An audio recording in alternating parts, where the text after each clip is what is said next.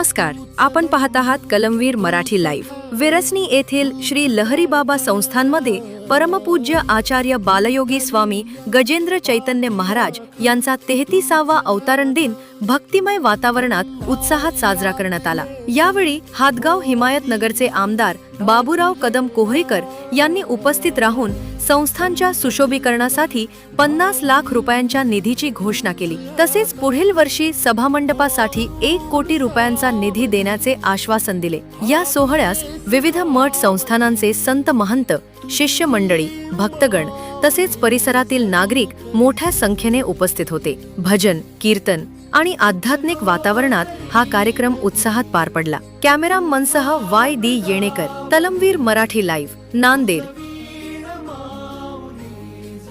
सगळ्यांच्या साक्षीने असं आज वाटते मनाला की बाबांच्या सारख्या संतांना माझंही उदंड आयुष्य त्यांना लाभावं आणि लाभलेल्या आयुष्यामध्ये उत्तर परमार्थाची प्रगती करून सर्व समाज ज्ञानाने सुदृढ करावा अशी विनंती भगवंताच्या चरणी करते आणि बाबांना पुन्हा एकदा अभिष्ट चिंतन सोहळ्याचा या ठिकाणी खूप शुभेच्छा देते आणि बाबांच्या चरणावरती या ठिकाणी आदेश करून बाबांना वंदन करून व्यासपीठावरील सर्व संतांना वंदन करून 50 लाख रुपये निधी सुद्धा मंजूर केलेला आहे आणि भविष्यात सगळ्या भक्तांची आणि बाबांची आणि विरसनी बाकीच्या सर्व मंडळींची इच्छा आहे की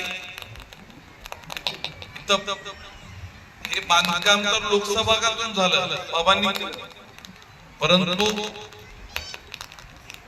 एखादे मंगल सोहळा किंवा बाकी जे आपले कार्यक्रम असतात त्याच्यासाठी मोठ्या सभामंडपाची गरज आहे। मी बाबांच्या जन्मदिवसाच्या दिनी आपल्याला शब्द देतो की भविष्यात यावर्षी 50 लाख रुपये दिले, बाकीचे सुशोभीकरण व इतर काही काम असतील ते 1 कोटी रुपयाचा भव्य असा सभामंडप उभा करू पुढच्या वर्षी किंवा येणाऱ्या बजेटमध्ये। आणि बाबांनी जे हे कार्य सुरू केलेलं आहे ते बाबा तर अखंड चालू ठेवणारच आहेत। या ज्ञानदानातून निश्चितच आपल्याला कुठल्याही फुलाची पाकळी तरी ज्ञान मिळणार आहे।